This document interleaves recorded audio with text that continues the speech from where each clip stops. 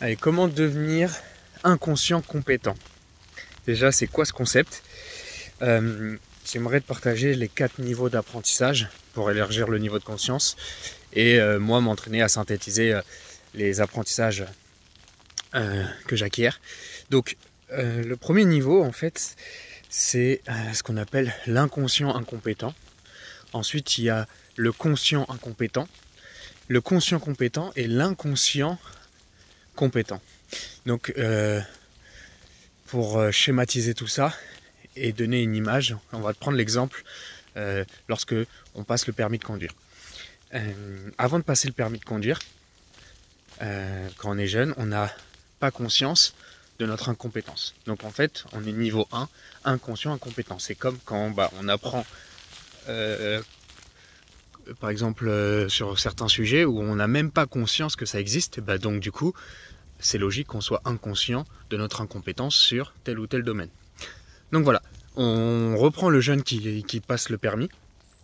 Et bien lorsqu'il est dans la voiture et qu'il voit la multitude de tâches à faire, que ce soit les rétros, tout ce qui est autour de la voiture, tout ce qui est les personnes à l'extérieur, le milieu à prendre en compte, passer la vitesse, appuyer sur l'embrayage, donc toutes les tâches, tu m'as compris.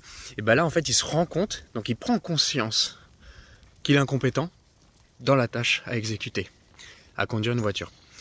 Donc ça c'est le niveau 2. Et là je pense que tu peux aussi faire le parallèle dans certains apprentissages de plus tu lis, plus tu as cette sensation désagréable en fait de se dire mais plus j'apprends, moins j'en sais quoi. Et moins j'ai l'impression d'en savoir. Donc ça c'est le niveau 2 du conscient incompétent. Après, à force de répétition, d'automatisation et d'apprentissage par la pratique, et bien au bout de certaines heures, une vingtaine d'heures en général, lorsqu'il commence à apprendre de ses erreurs, apprendre de ses nombreuses répétitions, il devient compétent. Il a conscience de sa compétence de conduire une voiture. Donc ça c'est l'étape 3. Et donc il a pris conscience de tous les éléments à mettre en avant pour pouvoir conduire une voiture. Mais ça lui prend quand même de la charge mentale. Ça je vais l'expliquer par la suite sur le plan des neurosciences. Et justement c'est ça, c'est comme quelqu'un qui a acquis le savoir. Et ensuite, tu as l'étape 4, celui du maître, celui de l'expert.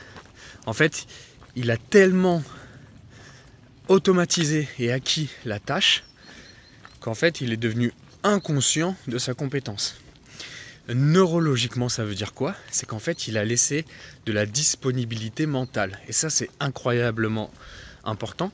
C'est que, en fait, comme vous pouvez l'imaginer, certaines personnes peuvent entretenir une conversation, limite, c'est pas autorisé, mais prendre son téléphone, conduire en même temps, écouter de la musique et, et penser à ce qu'il va manger le soir.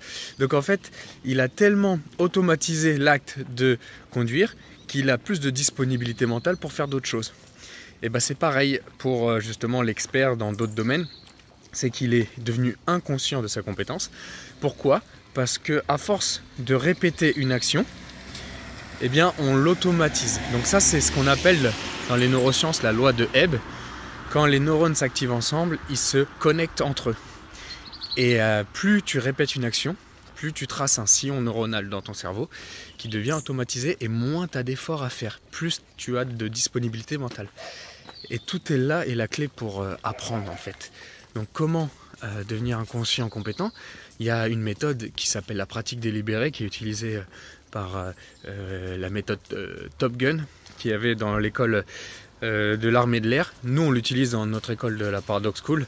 C'est qu'en fait on pratique intentionnellement une chose et on a un feedback immédiat pour ensuite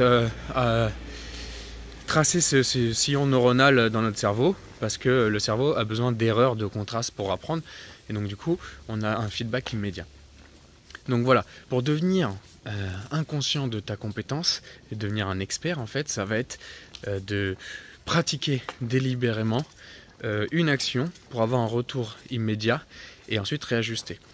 Et réitérer jusqu'à temps que ça soit ancré dans ton cerveau et que les cerveaux se connectent ensemble, les neurones se connectent ensemble pour dépenser moins d'efforts et de charge mentale et avoir plus de disponibilité mentale. Donc voilà, créer cet espace mental, c'est la clé par la répétition et la pratique délibérée. Voilà, je te laisse avec ça. Jamais parfait, toujours meilleur. Ciao.